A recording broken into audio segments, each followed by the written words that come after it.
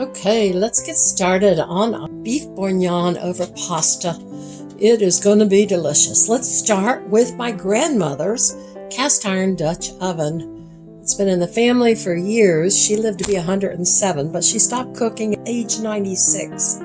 So my mother inherited it. And then when my mother passed, I inherited it. And so now it's my go-to Dutch oven. And what we want to do first is add pancetta. I've got 4 ounces here. Now my recipe today is made for 6 or more people, maybe 6 to 8 people. My recipe on my website is for 4 to 5 people. Okay, you could also use bacon. About 4 slices of bacon for this recipe. And I'm cooking this over medium-high heat. We might even turn it down some. Sometimes pancetta, I think I'm saying that right, ends up getting a little smoky and burning a little, so I'm keeping a close eye on it. Now this recipe, beef bourguignon, is of French origin. But what I've done is turned it into a combination of French and Italian. If you've watched any of my videos, you know that I love pasta. And I really think I should have been born Italian, but I wasn't. So I just learned these dishes from others that know how to cook them. But I have chosen to combine the French and the Italians for this dish. And it is awesome. You're going to love it.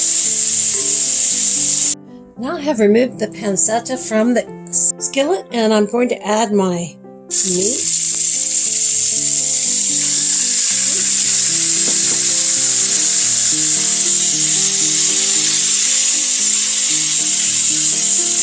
As you see, I've cut my meat into 1.5-inch cubes, and we're going to brown it on all sides.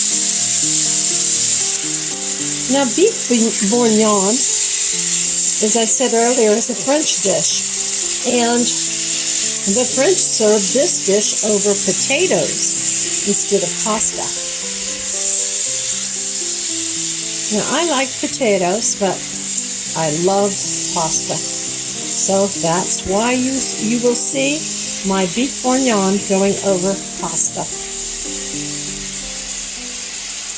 Now I'm using a round steak, and I'm using 1.5 pounds. This actually is a top round, is what they call it, or a London broil. This is a lean piece of meat, but we'll be cooking it for a long time, and so it will break it down into tender bites. Okay, my meat is brown on all sides, so I'm going to remove it and set it aside for later.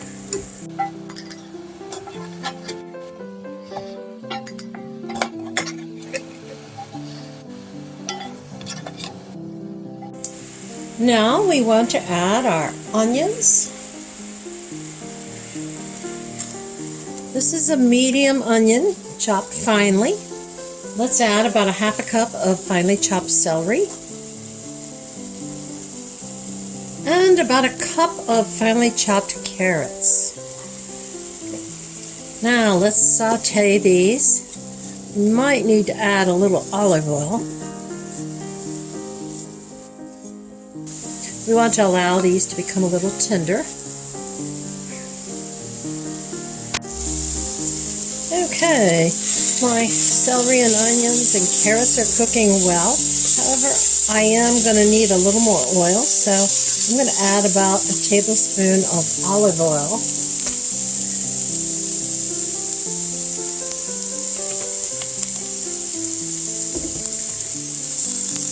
Let that heat up some.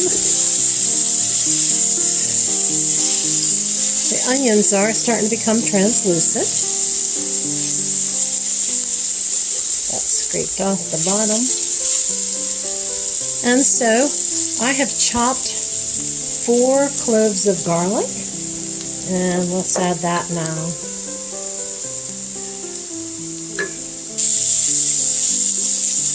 Now we only need to leave that garlic in there for about 30 seconds. We don't want it to burn.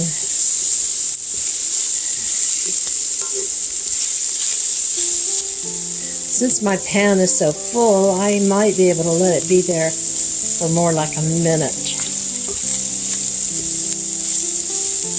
I do want to release those good flavors into this mixture.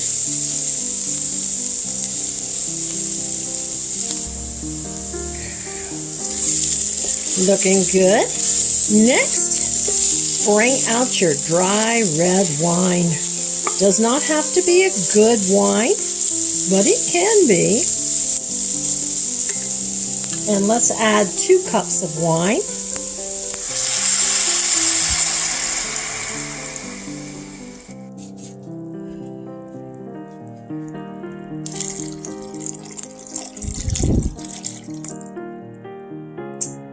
Let's bring that wine to a boil.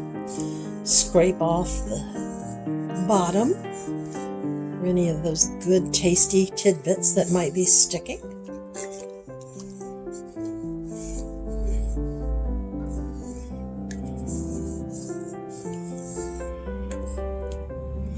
And what we're going to do is bring our wine to a boil, and that will remove the alcohol.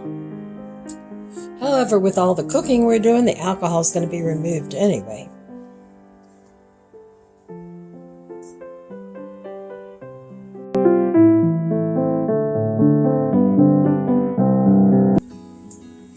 Now let's add 3 cups of beef broth.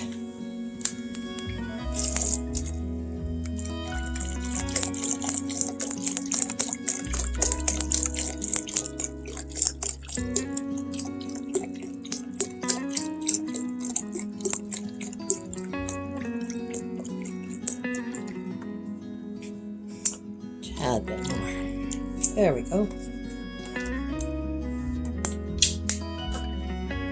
And even though my recipe doesn't call for this, I am adding this better than bouillon product. I'm wanting this to have a really beefy flavor. So I'm adding a couple of tablespoons of this better than bouillon.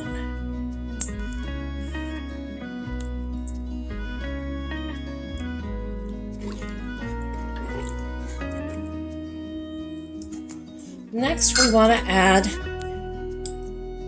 our tomato paste. And I'm going to add 2 tablespoons of tomato paste since I'm making this recipe for 6 to 8 people.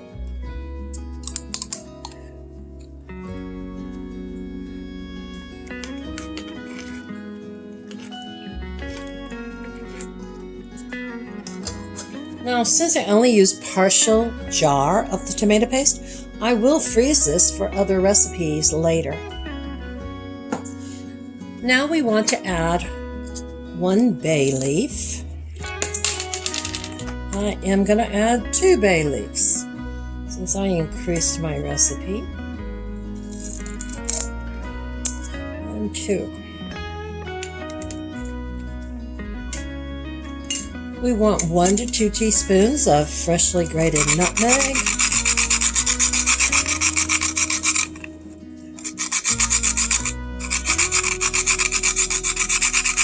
Then let's put 5 sprigs of fresh thyme into our mixture. We'll stir this some.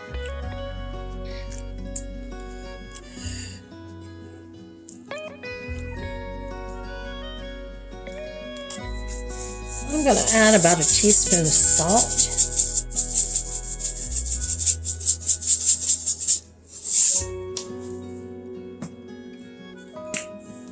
And some freshly ground pepper.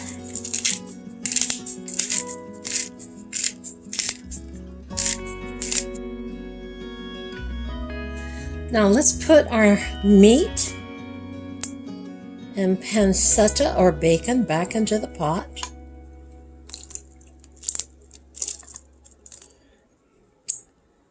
My pot's getting full.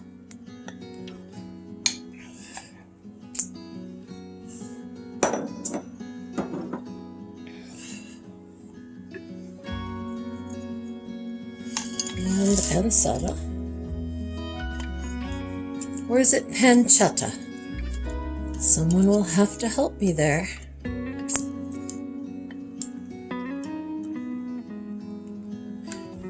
Let's bring this to a boil, and you will want to have preheated your oven to 250 degrees Fahrenheit.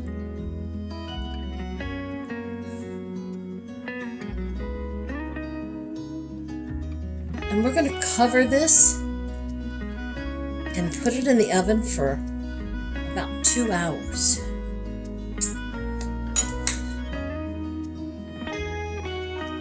So now it's time to start plating this meal.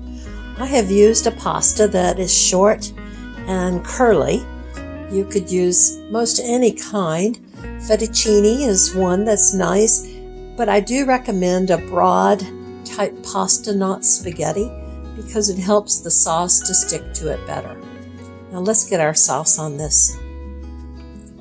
Okay, I've added the sauce. Oh, it looks yummy. Let's put some Parmesan on that. Yum, yum. Now I'm going to put a little decoration of basil leaves.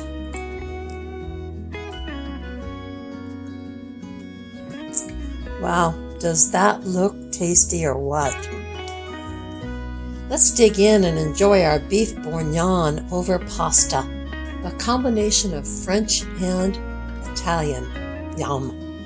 Thanks for watching.